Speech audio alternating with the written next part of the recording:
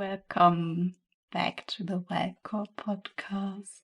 Today I'm here with 𝗿𝗂𝗀 again, and I'm so excited. I have so many questions. Lucy and I met on a rite of passage in the Catalan Pyrenees, like same with 𝗟𝗂𝗀, who I interviewed in the previous episode. And I remember I had this jaw drop moment, I think, when you jumped out of the jeeps that brought us up this like crazy road onto the mountains, and then you came out of there with like a deer skin on your back and a fox around the neck, and I was like, what? Who are they? I just have that picture so vivid in my head. That was so cool. And yeah, I just admired you from afar in that ceremony. I don't think we spoke a lot there. So yeah, I'm super happy you're here with me today, and I get to ask you many questions about topics that are dear to my heart. So yeah, welcome. Hi. Hi, thank you so much for having me. And yeah, it's so good to be reminded of that time again. You know, it's over 4 or 5 years now.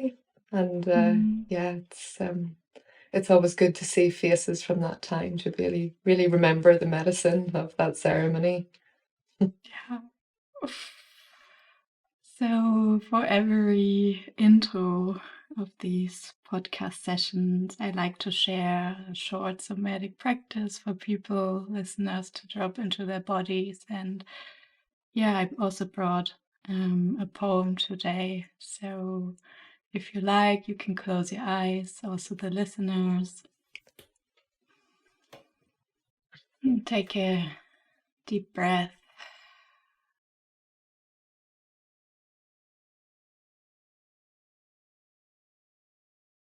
Allowing your stomach to become soft and expansive.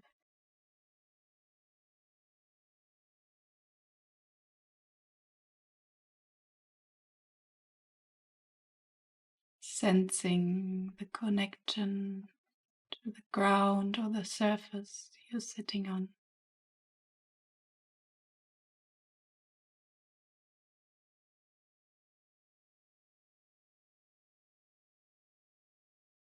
Sensing how you're carried.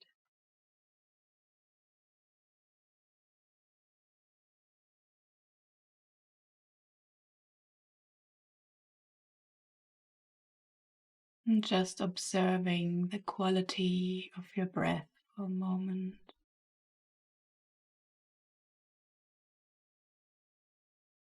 Noticing expansion and contraction.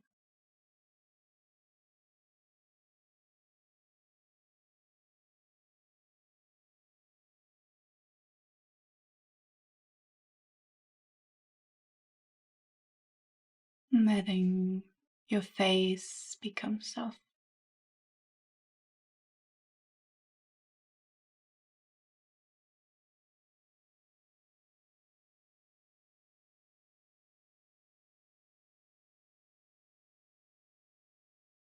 And taking a moment to connect with the web that surrounds us, of listeners, connecting with the elements around you.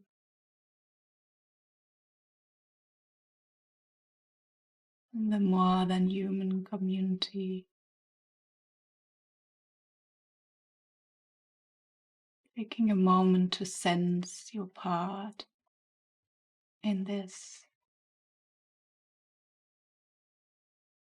your unique place, and how you are interwoven with everything else.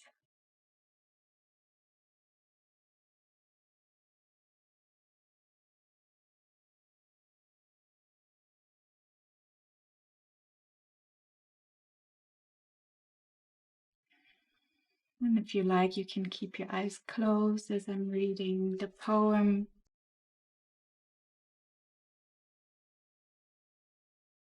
Our choice is to be in love or to be in fear.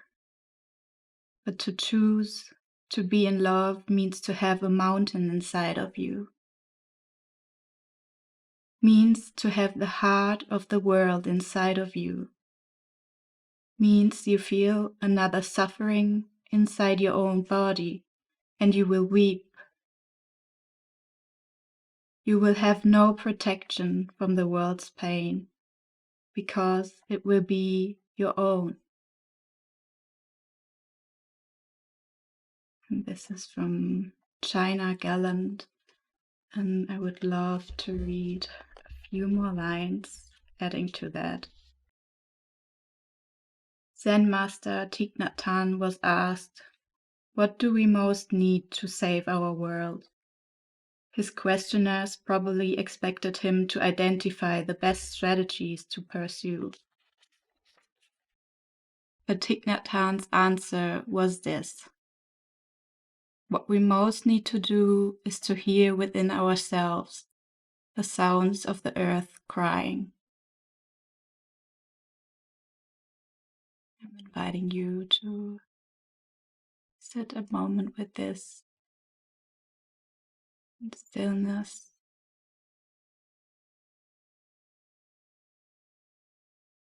Holding it.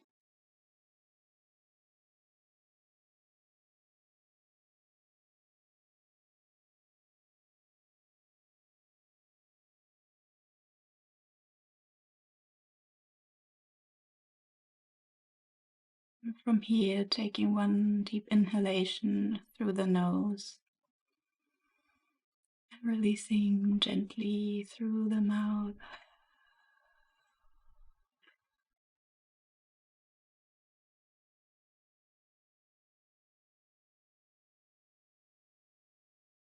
Whenever you feel ready, slowly opening the eyes, landing back in the space.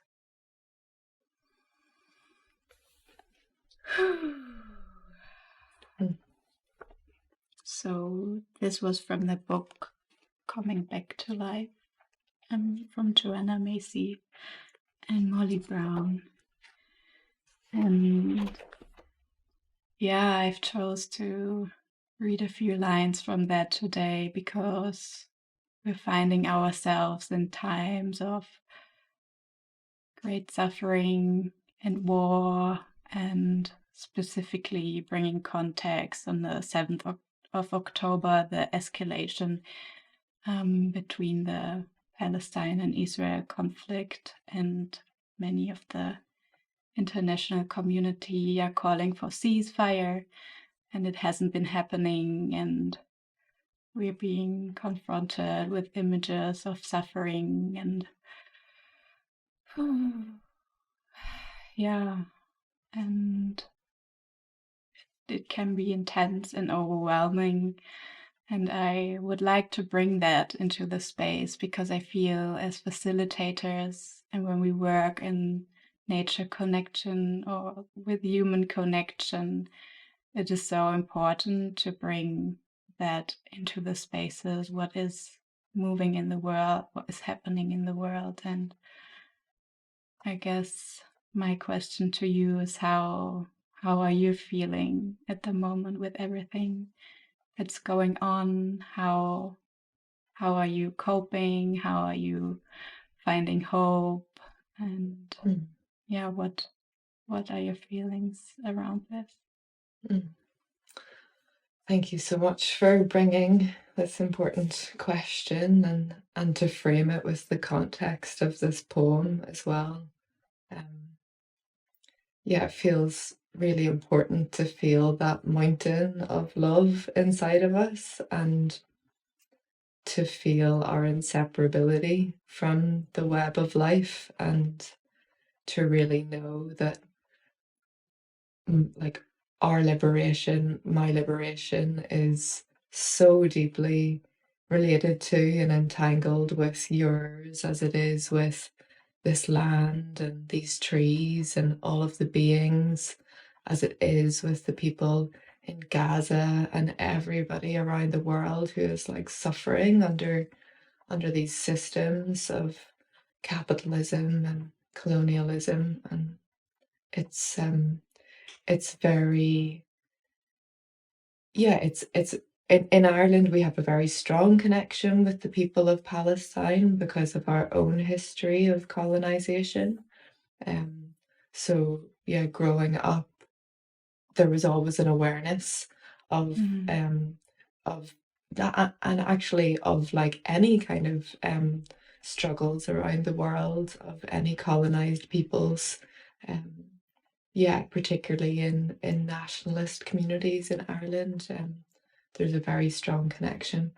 And yeah, I think it's really a very good reminder to feel the pain that we're feeling at the moment and to let our hearts be broken by it and not to harden in the face of what we see, because it's very easy to do that. It's very easy to lose hope or to feel that we're powerless. But in actuality, you know, we hold so much power. We hold so much kind of, yeah, like in this world, you know, we hold so much power to use our voices and to contact the people who are making these decisions, to go out onto the streets and I suppose engage with like this sacred gift of responsibility that we as humans have, you know, to all life. So yeah, for me, like what's been really, really helpful is like speaking about it. You know, I think that's been one of the most difficult things, is like not being able to speak about it sometimes, or feeling like we can't. I think that that's such an important part of this, is like knowing how to navigate this pain together and be with each other in it, you know. And then also like really practically, like yeah, like boycotting, divesting, sanctions, and using the power that we have as consumers to like actively resist that genocide, and to contact any of our representatives, to protest on the streets. Like it's hard to know like what any of this does, but I think by the very act of like coming together and feeling like our connectedness, our collaborative nature, our mycelial nature, like this is what gives me hope, you know, is that like even in the face of so much pain and of so much suffering, we can still find one another. We can still find this mountain of love within ourselves to move us into action. Yeah, thank you for bringing this. Yeah, I think that last point you spoke to is so important, because it can be so easy that we feel overwhelmed and put in a freeze, not knowing what to do, and as soon, you know, just opening up to one person and finding the courage to speak about it, and then finding that there are others. I feel sometimes, because I come from a different environment, and activist spaces for me often felt intimidating, or like I don't belong there. And I think it's so important that we make this step to connect with our community, and with this pain, with this shared pain, and from there so many beautiful things can arise. And even if it's just, I mean, the sense of belonging, and that we are strong, and we don't know the impact of these actions, but this is, I feel, just the core of it. Reach out and connect and feel that you're not alone. Yeah, and thank you for bringing, you know, 𝗿𝗲𝘀𝗶𝘁𝗶𝗵 here, and she has been such an amazing teacher to me in this regard of what sacred activism looks like and how we can use our voice, because I've also had that feeling in activist spaces before, and I think it's really important that we learn where we best serve, and what places serve us as well, so that we can be fully alive in what we have to offer. And that's so crucial that we understand that everybody has its own little piece of the puzzle, and we don't have to do everything, and we don't have to know everything. Just contribute, what we can and what feels good to us. Absolutely, yeah. So I need a sip of water.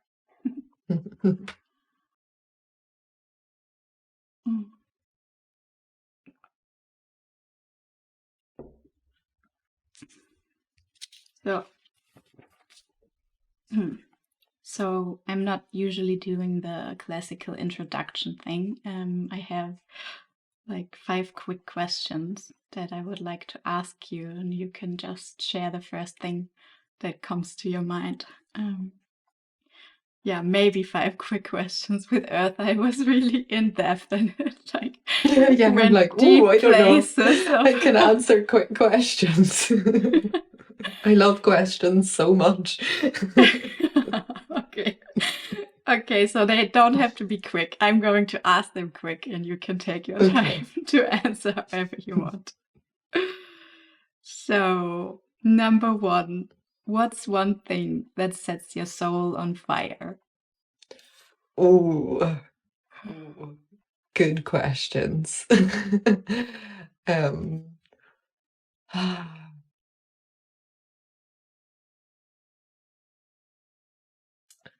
I mean, like what I'm looking at the moment, like I'm in the far northwest of Ireland, and I live in front of a mountain who I showed you called 𝗂𝗶𝘁𝗵 mountain. So it's called like the pig or the sow. And every morning I wake up and I go out to greet the mountain, and like that sets my soul on fire to like be able to have such a deep relationship with landscape, I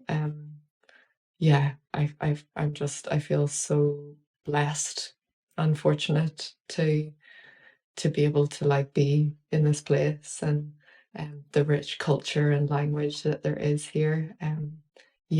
I think anybody who knows me, they know how much I love Donegal. I talk about Donegal all the time. My friend calls it the promised land because so I think relationship to place would be the answer.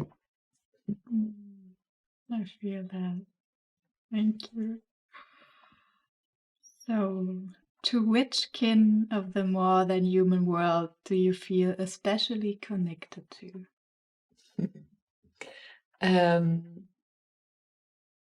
It's so hard to choose.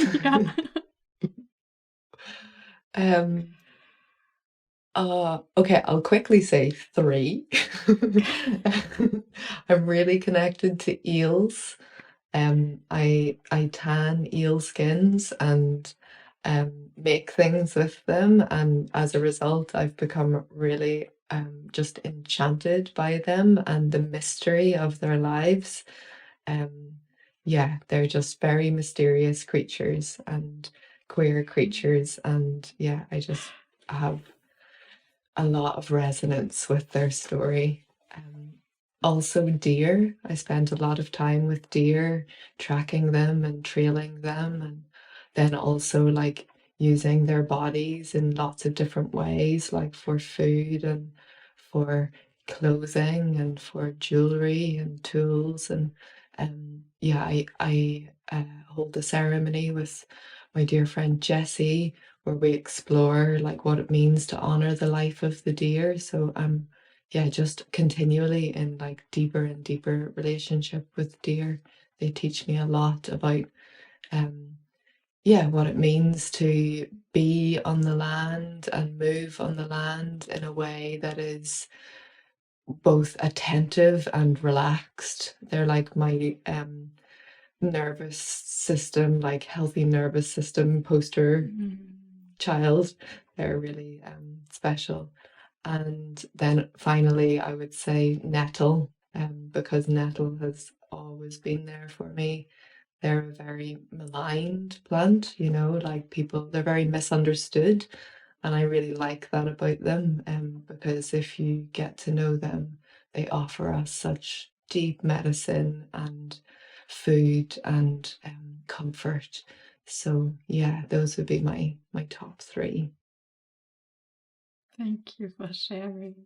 It's fascinating. I think I haven't even seen an eel in real life. In the water. I mean, they're so, like, they're such liminal creatures, so they can be there. I mean, they're very endangered as well, but they can be in the water and we don't even know, but they can move across land as well. And I was thinking of them last night because it was the new moon, and they move a lot on the new moon because the waters are high, but it's dark, so they're able to move across the land without being eaten. So yeah, they're really magical creatures. I really recommend reading about eels.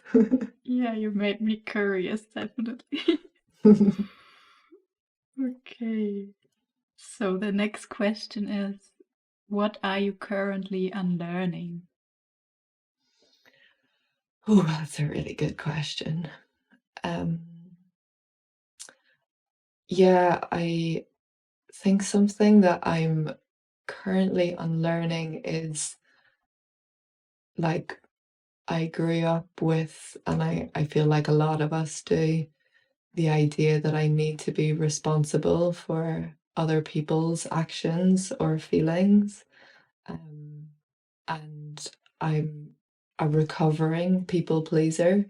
And yeah, like, I have also been like a rescuer in my life and wanting to, wanting people not to feel bad at any cost or uncomfortable. So I think I'm really learning how to accept myself even when I make mistakes, and like move on from that rather than getting so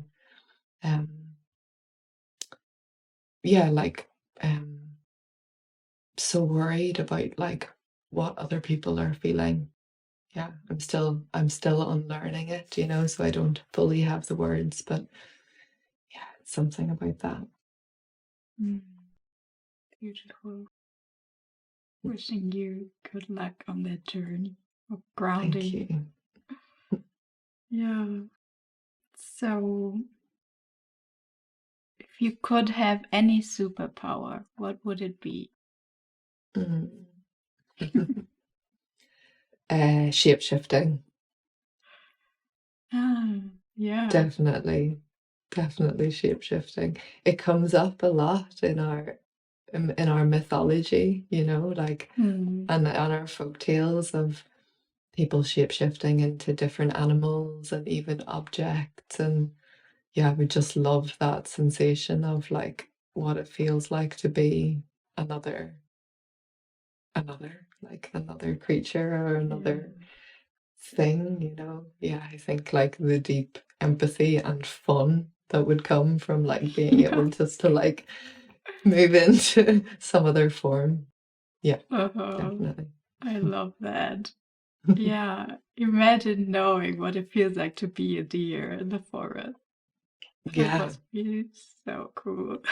So cool, and like so scary as well, right? It's for this deer ceremony, we have this guy, Ian, he's a kind of academic, but a joyous academic and like a free academic.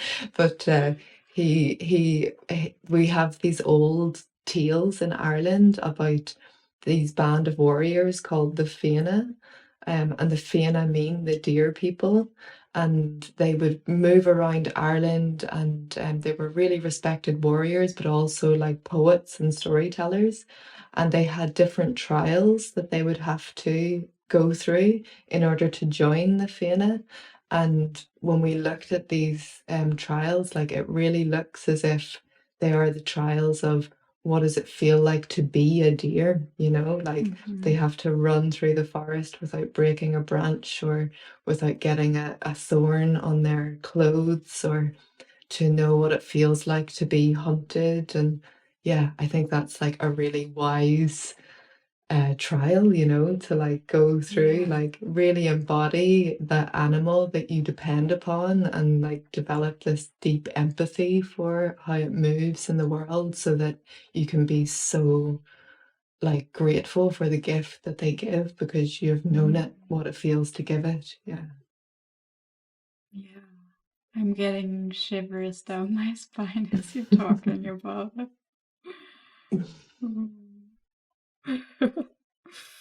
Okay, last one. Finish the sentence. Home is.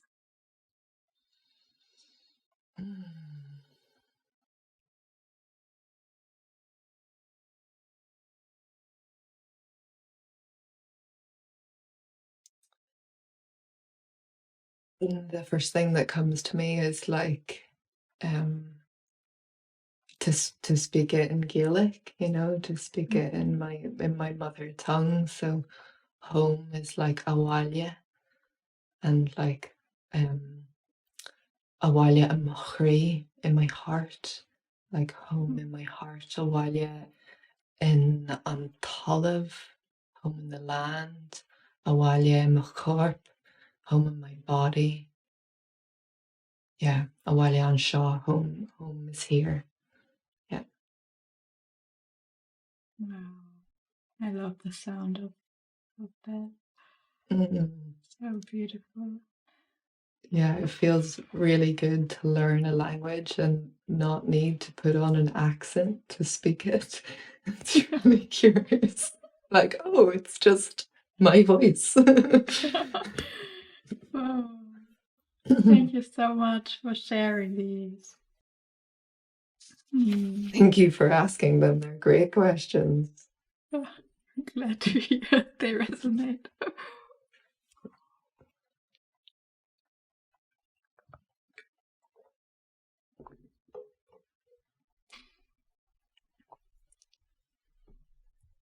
So, diving a bit deeper, as the title of this podcast is Coming Home, I always love to hear a bit about the journey of the people I'm interviewing. And I don't know if I remember correctly from when we met. I think you started your first forest school at the age of 25 or even younger. Yeah. 25. Yeah. So it sounded to me like you found your passion and your place very early on, and would love to hear a bit about the environment you grew up in, if you had access to nature, to land, if maybe your parents or grandparents or the people around you taught you already ancestral skills, or Thank you. So I was born in Belfast in the north of Ireland. And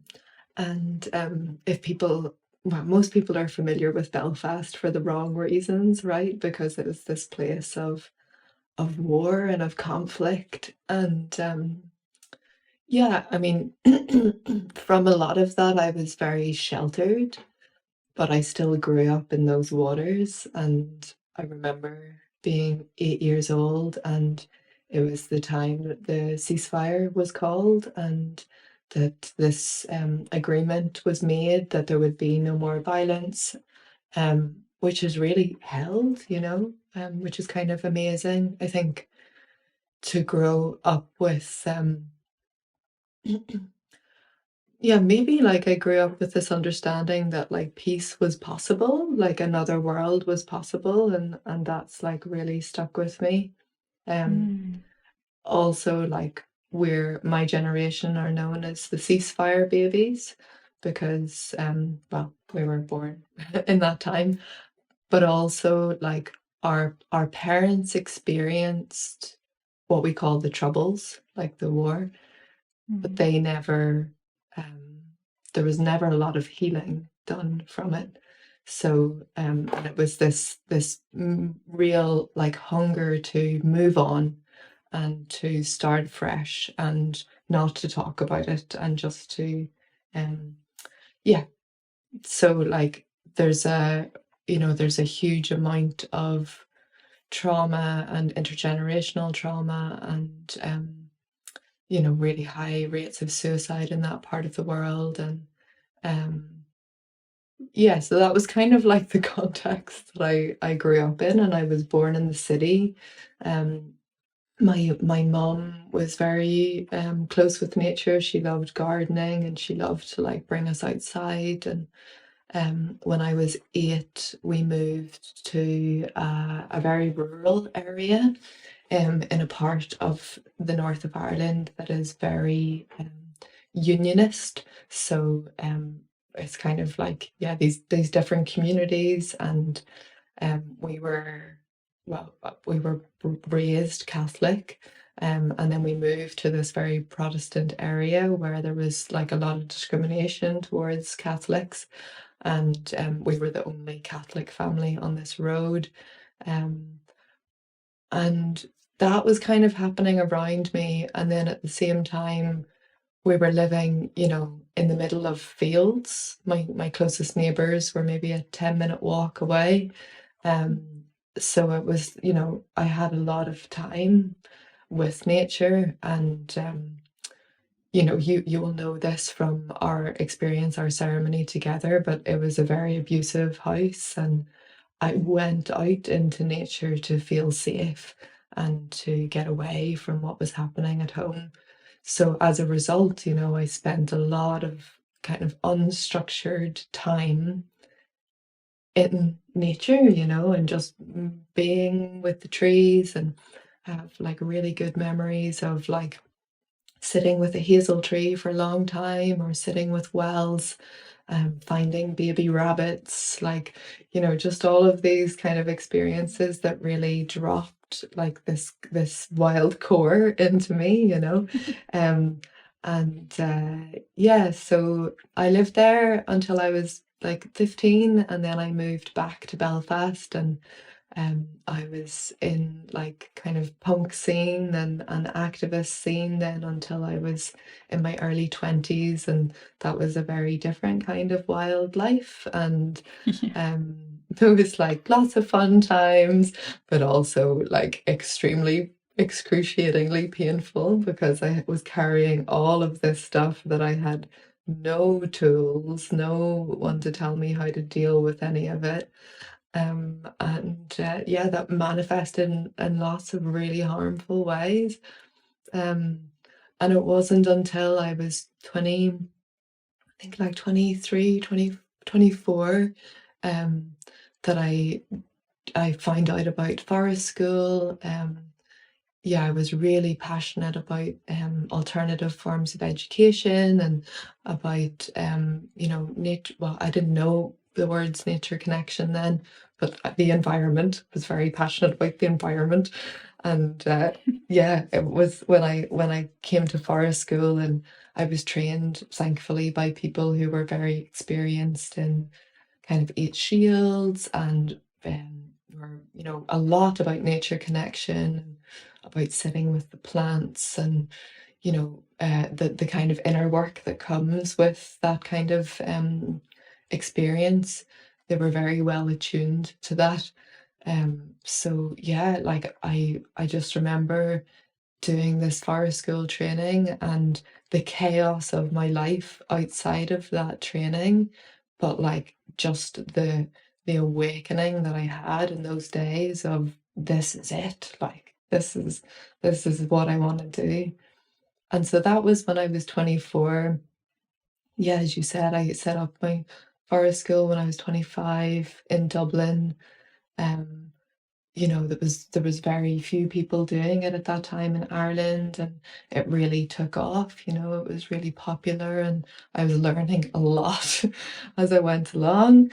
And I think, yeah, there was like that naivety of youth, that I just did it, and I'm so grateful to that young Yeah. one who went for it.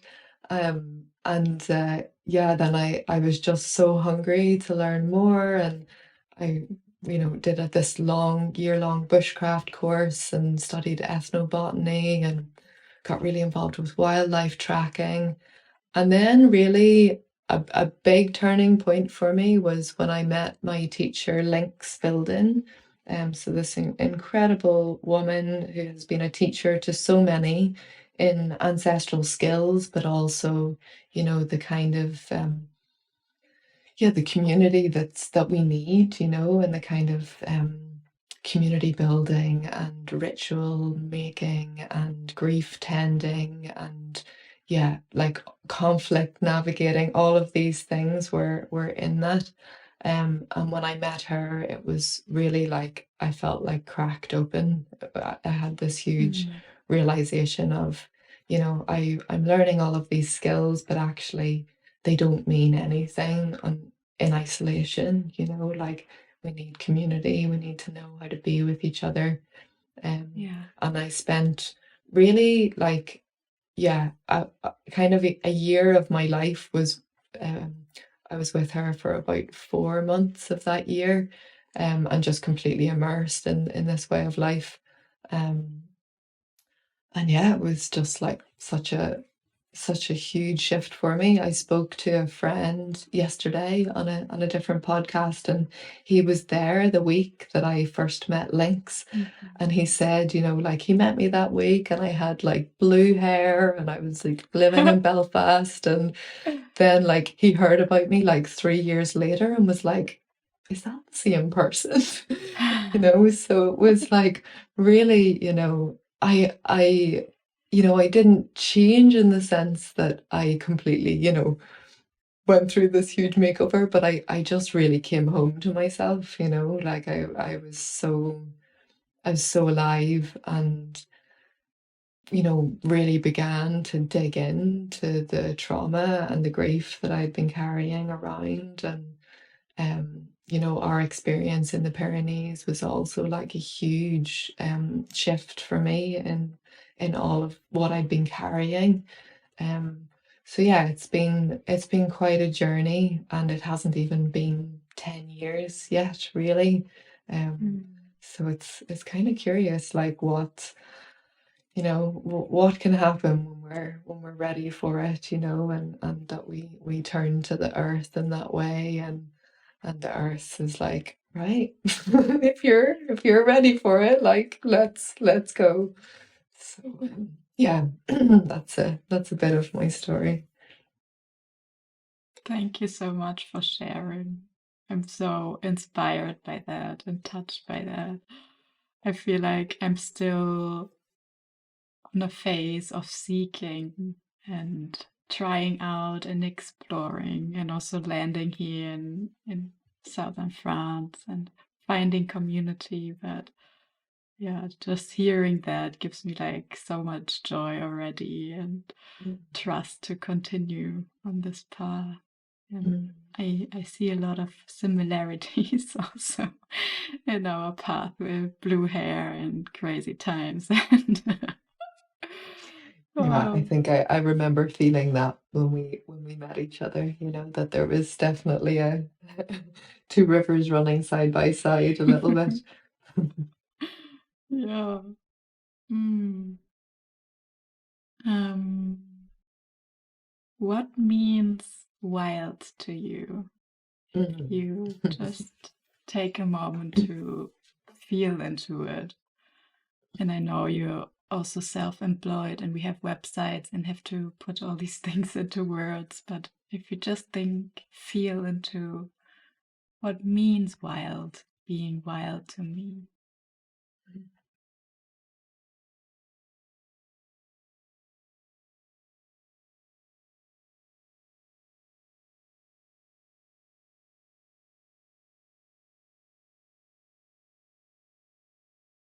There's like there's images that come to my mind, so maybe I'll just share the images. It's like the curve of a deer's antler, or that curve mirrored in this mountain that I look at each day, or the feeling of jumping into the sea for the first time,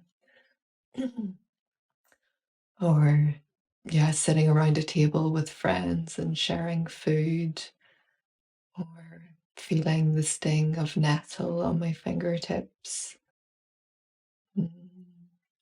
sitting around a fire, singing a song,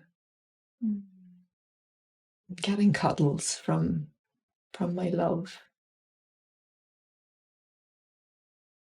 Yeah, it's like all of those things to me and more.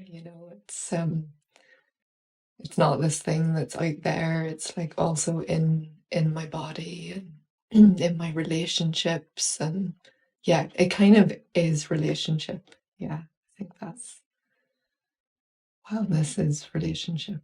I love that. I love that journey you just took us on.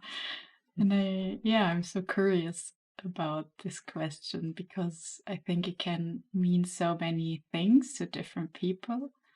So it was interesting listening to that. When I think of wild, for me it's like a lot of like feelings that come up, like this like innocence and curiosity, but then also like dismantling, just like harmful perspectives that we have internalized about ourselves, our identities, how we relate to each other, things like that. I think that's the beauty of it.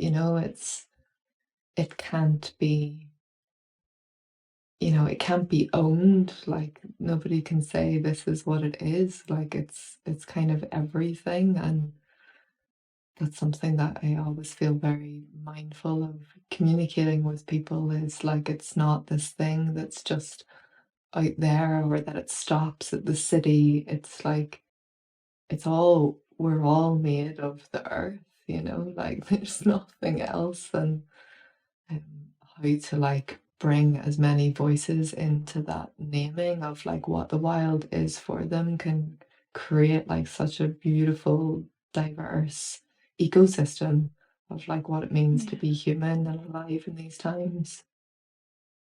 Yes. So what then is rewilding? Yeah, I To mean, you. yeah. I mean, I often think about like how,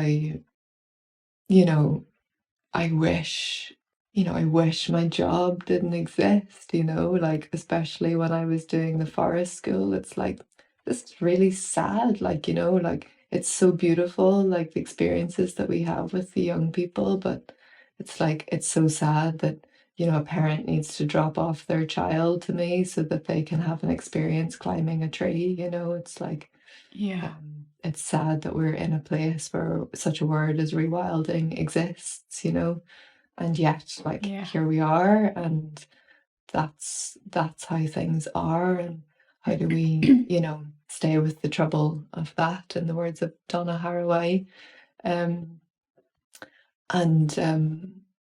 I have this offering, which is like kind of like my flagship program.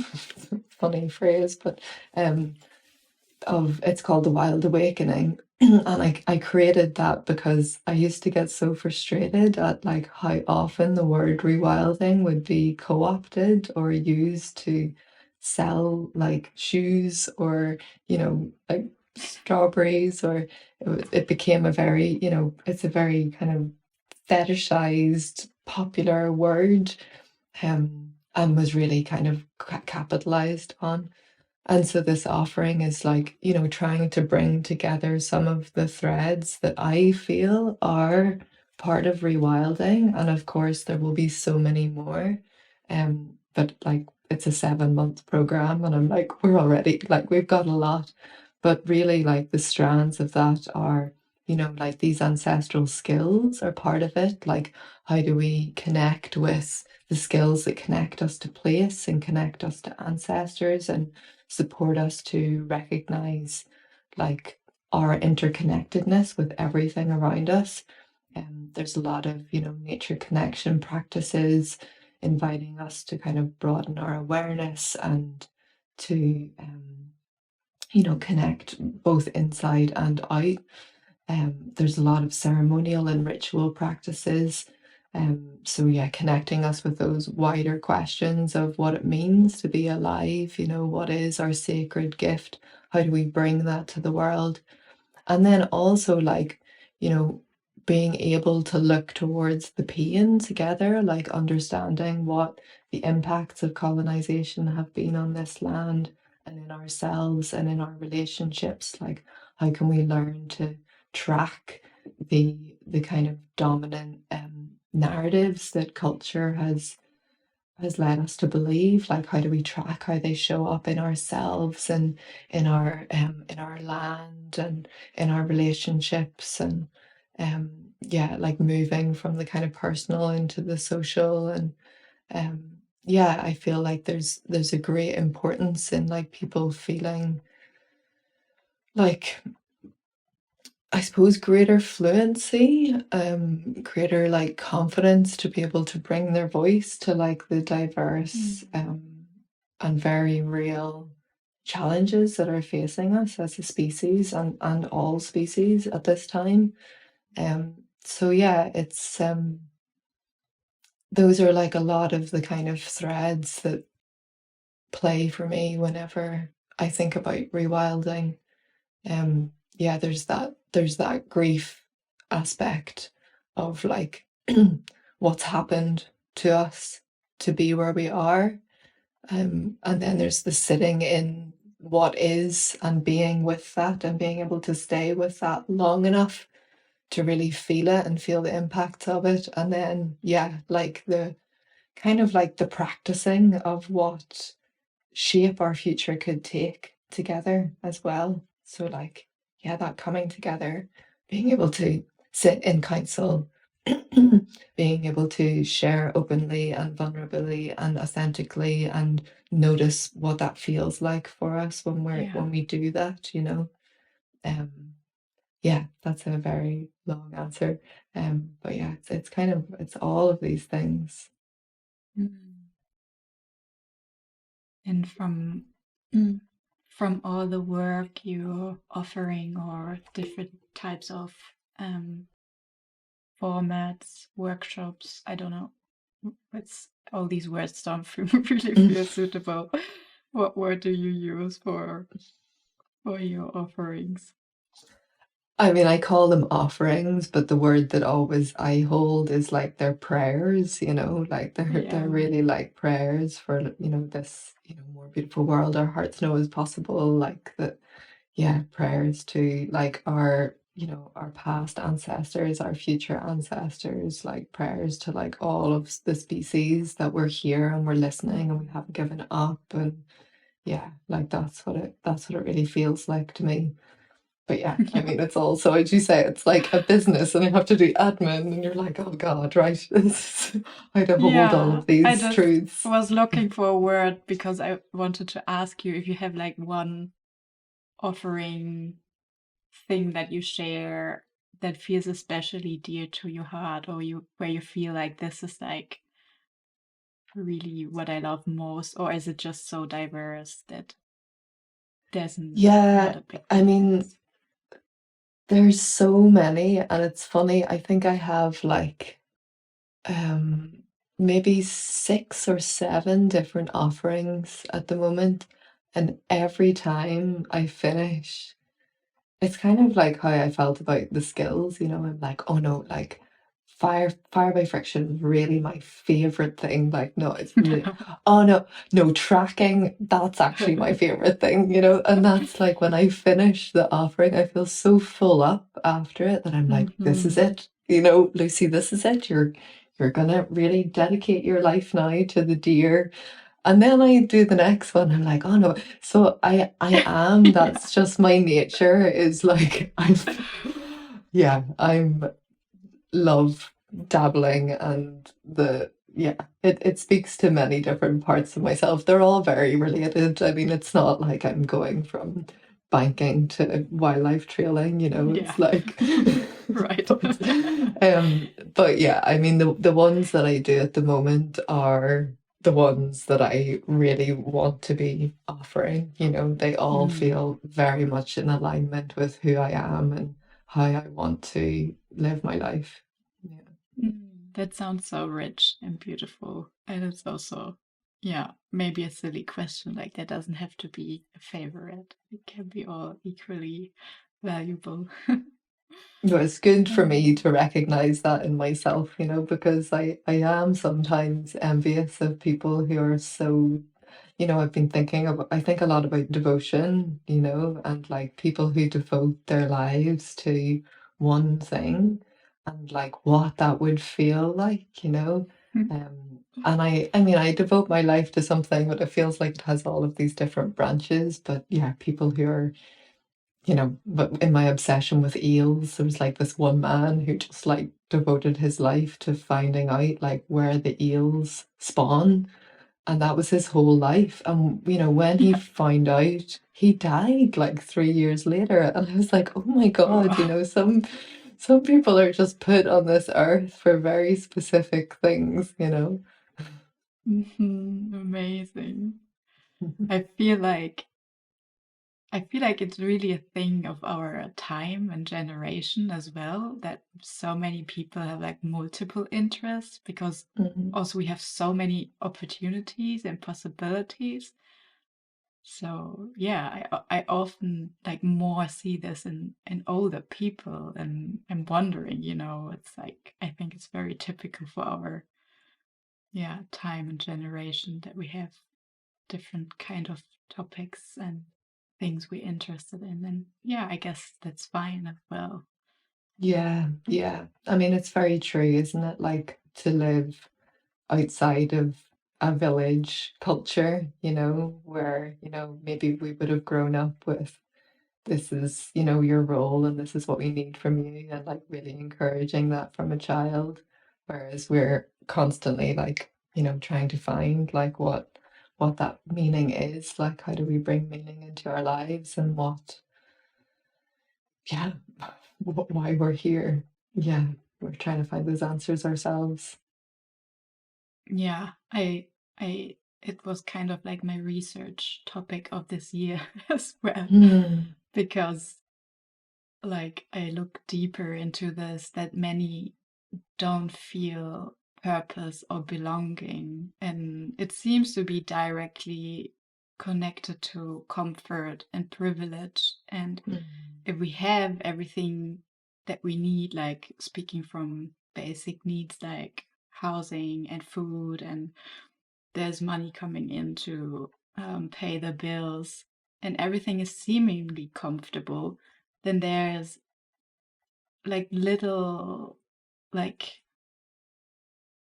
fire to go explore, you know, what's the one thing. And at the same time, it takes away from the dependence of us, of being interdependent, because we can have so many things, like get them by our own, just by going into a store and buying them, and all of this village structure doesn't really exist anymore. And it seems to be so interconnected to how we're actually feeling present and needed, and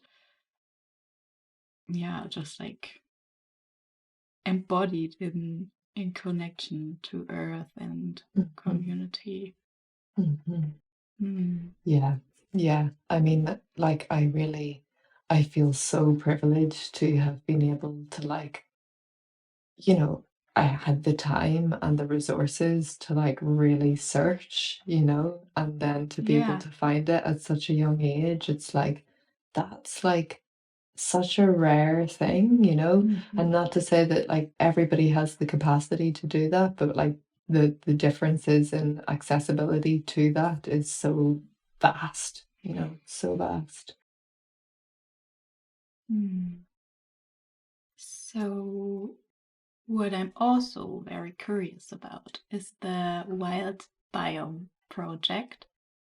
I think it was a study even. I don't know. Maybe you want to start with explaining a bit about the framework and what it was and what the rules and guidelines were and what your part was in it. Yeah, so the Wild Biome was the kind of the brainchild of a woman called Monica Wilde, very appropriately named. So she she lived for 1 full year, eating only wild and foraged or gifted food, all wild. And she then wrote a book about it called The Wilderness Cure, which is a really, like such an incredible book. And then she was tracking herself and Matthew Rooney, who they did this journey together. They were tracking their gut microbiome and like their blood sugar and basically tracking how their bodies changed throughout this year. And they were really amazed at the results. Sort of Matthew's diabetes stabilized for the first time ever. Wow. And their gut flora changed very drastically throughout the seasons. So they wanted to see, okay, is this just, two people in the middle of Scotland, or does this give us an insight into like how wild food actually affects our bodies, and how can we develop a study to show that? So Monica came up with the Wild Biome Project. So the Wild Biome Project was funded by an organization called Zoe, who do a lot of research around eating for your biology, and like lots of studies into the gut microbiome. So there were 26 of us. There were about 11 of us who ate wild food for 3 months, and the rest for 1 month. And we tracked our bodies. So we were, we had blood sugar sensors before and after. We sent off gut samples before and after. We were writing down like everything we ate, what we ate, where it came from, how long it took us. It was a huge study. It was like what I imagine a master's would be like, as it was so much data. So I finished that on summer solstice. We began on spring equinox, so 21st of March to the 21st of June. And the idea of that was to try and show a span of 3 seasons. So, coming out of the winter into the fullness of spring and then finishing kind of just in the beginning of summertime. So it was really incredible experience. So much so that I actually did it again just for myself from autumn equinox to Samhain. So that's like the 21st of September until the 1st of November. And it was a very different experience for many reasons, not least because, I think I know on lots of levels that, okay, yeah, I feel different in the spring than how I do in the autumn. But like to feel that actually mirrored by the food that I was eating, by the food that the land was providing, was kind of like a different layer of this understanding for me.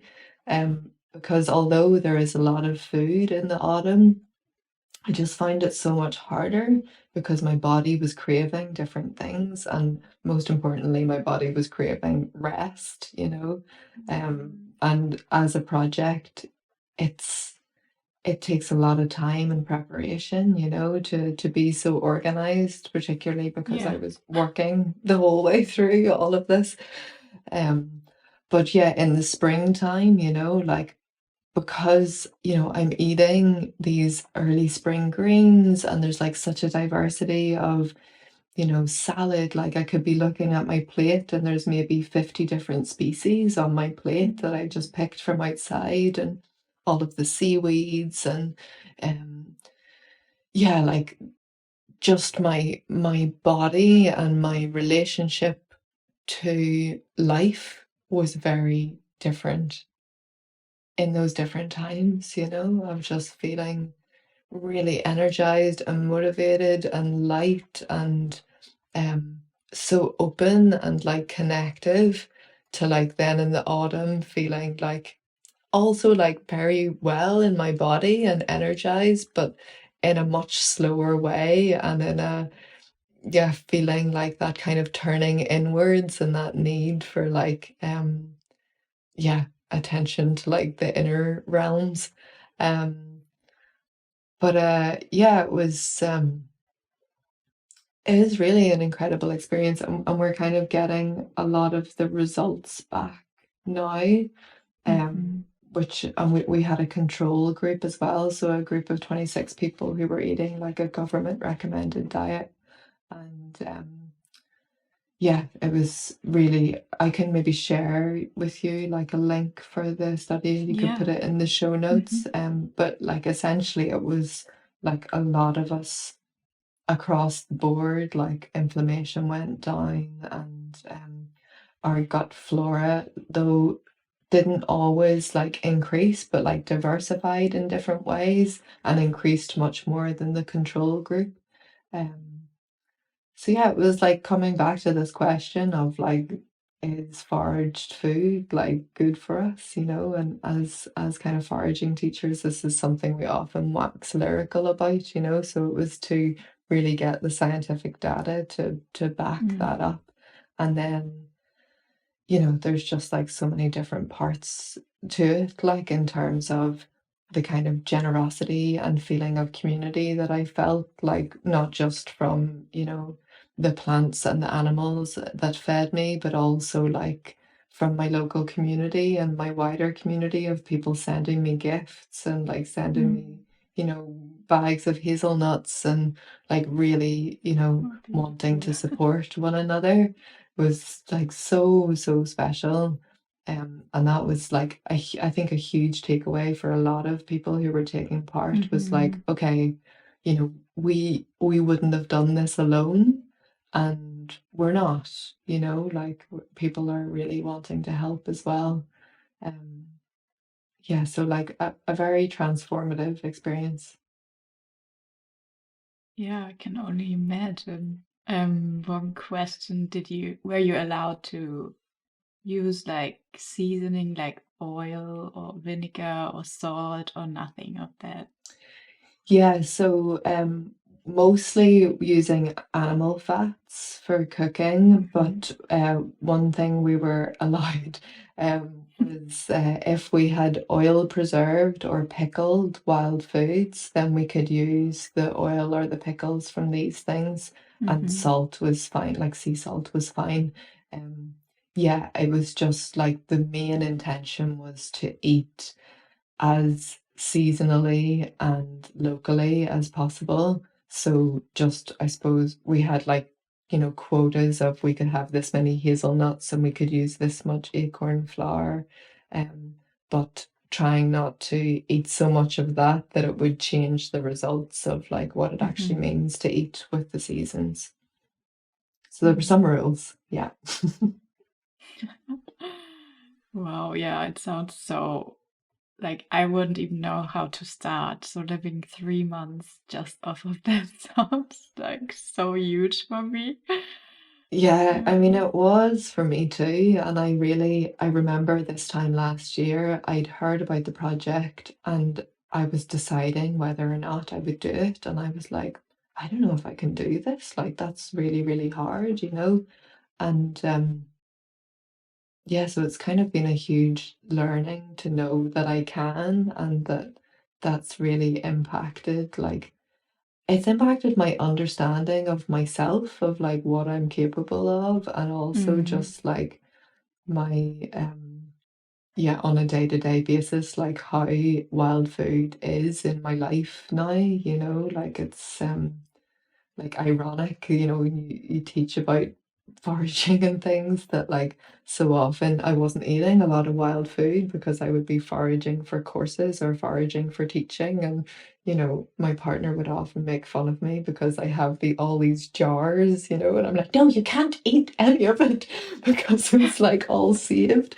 And it's like, oh no, that's like actually not what this is about and not what this is for. And um yeah, so that's changed a lot. And like, as I said to you before, you know, like this relationship with my own body like was so impacted by this experience, and I know for many others as well. So that's I mean, that's a daily practice, right, you know, of like how to continue to tend to like relationship with body, particularly like, you know, having struggled like with my body image and with disordered eating like throughout my life, um to like how to, yeah, continue that healing, like, you know, because it's, I mean, as you know, it's like it's never, we're never like healed, you know, it's like it's this always like this spiraling round of like, okay, where will I meet this the next time, and who is this person that's meeting this challenge now?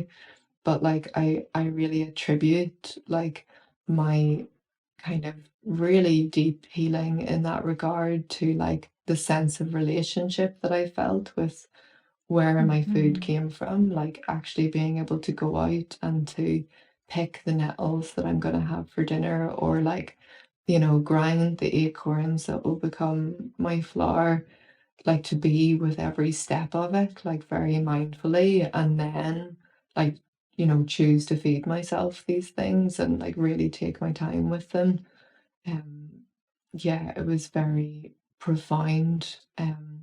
And it's something that I'm still really kind of, I think, trying to make sense of and trying to put words on, because it's not something that I've ever heard before, you know, like I suppose when there's so much eating, or there's so much stigma around like eating disorder anyway, that it's hard to like, you know, talk to people about like, or hear lots of different narratives. But certainly like, you know, foraging and wild food as a pathway to eating disorder recovery is like, I have not read that yet, you know, so I'm still really figuring it out, like, and why it has had such a profound impact, like, you know, and also to be with the changing of my body, you know, because like I lost 20% of my body weight like throughout the Wow. project, you know, and that was in 3 months. So that's it's really drastic, you know.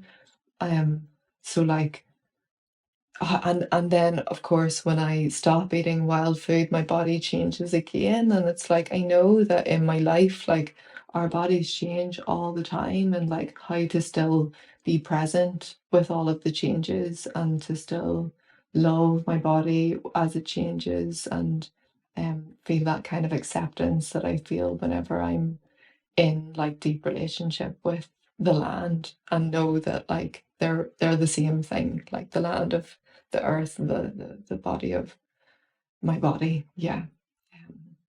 Yeah. I I also made an experience of I struggled with disordered eating and body image, as well as I guess so many people of our generation. And for me, it really started to change in a positive way. Also, when I discovered like permaculture and worked on organic farms for the first time, and started to care for the plants and understood where they come from, and like how much work goes into it, and how beautiful it is to see the plants grow and care for them. And suddenly for me the shift happened of I don't want to restrict myself. I want to give myself with these beautiful plants and nourishing things that I put into my body. So yeah, it can be such a shift. It's so we're so disconnected from what our food actually is when we just go to the supermarket and buy it and have no understanding of how it got there and what it means to for it to grow and to become this fruit or this vegetable. Or speaking about animals, it's even, a whole deeper level. And I can only imagine what that does to somebody if you process your own animal and then eat it. Like, oof, it's so powerful. Yeah, like just as you were speaking, I was thinking of this 𝗪𝘆𝘀 quote of like in her language, the word for plants translates as those who take care of us.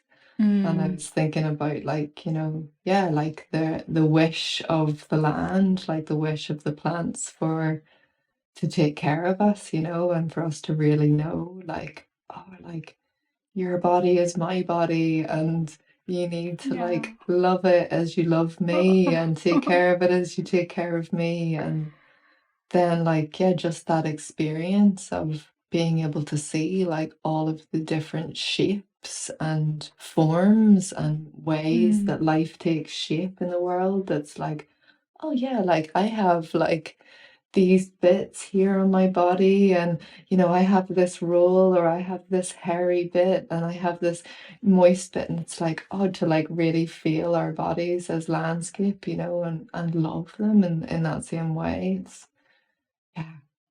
It's really wholesome. Yes. Yeah, it's in a way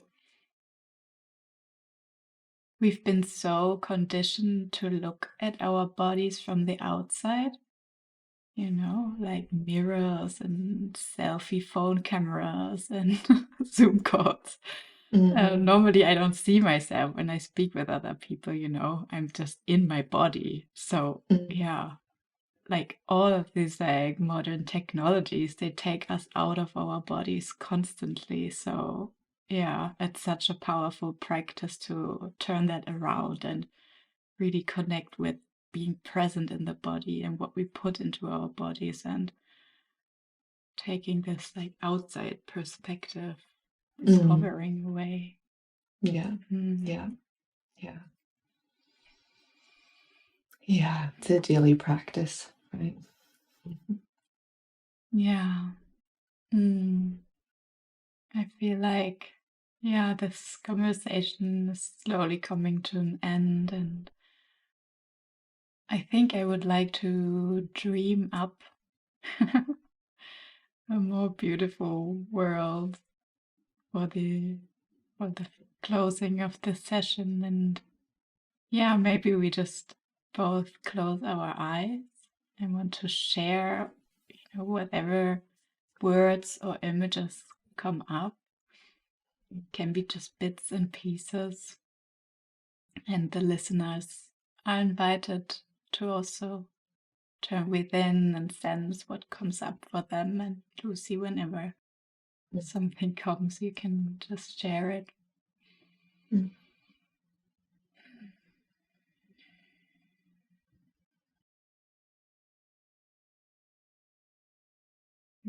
Coming together.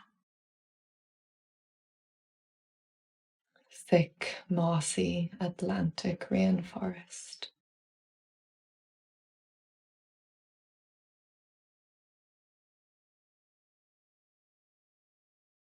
Feet on the ground, sensing the grass, the earth.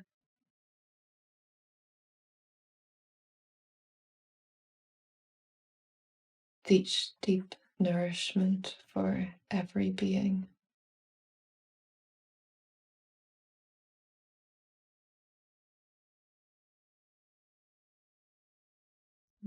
Safe and supportive spaces where we can be as we are without fear.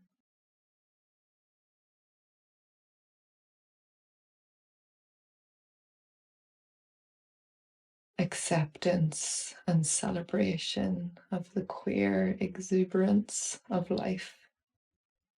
I love that celebration and fire and dancing and song. Clean, abundant water. Yes. Courage to use our voices and our privileges to the well-being of all.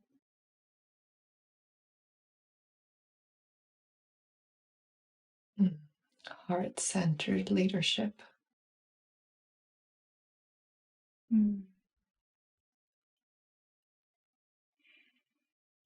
Slowing down.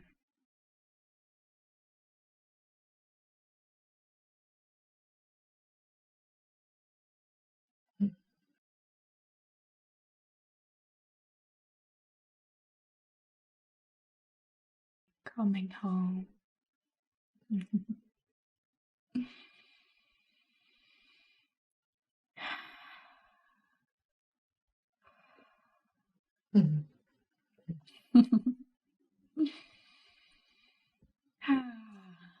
Thank you so much, Lucy. This was really beautiful.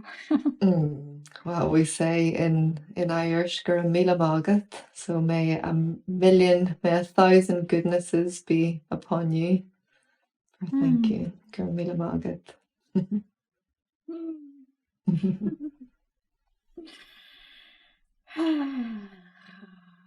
So, yeah, whoever is listening and is curious about Lucy's work, I will put some links in the description box, and also about the wild biome.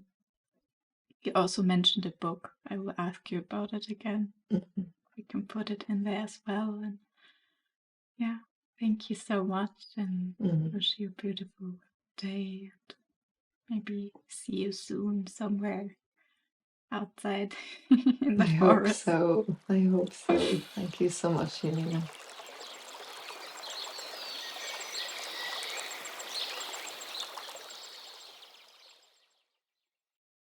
Hello again. If you've enjoyed today's episode, I would love to hear from you. If this has touched, moved anything in you, please share it. Leave a comment, give a thumbs up, subscribe to all the things if you've liked it. And if you can, please donate to our GoFundMe page. As of right now, this podcast is completely self-funded and we need you to continue. Thank you so much for having joined us, and hopefully see you next time. Bye.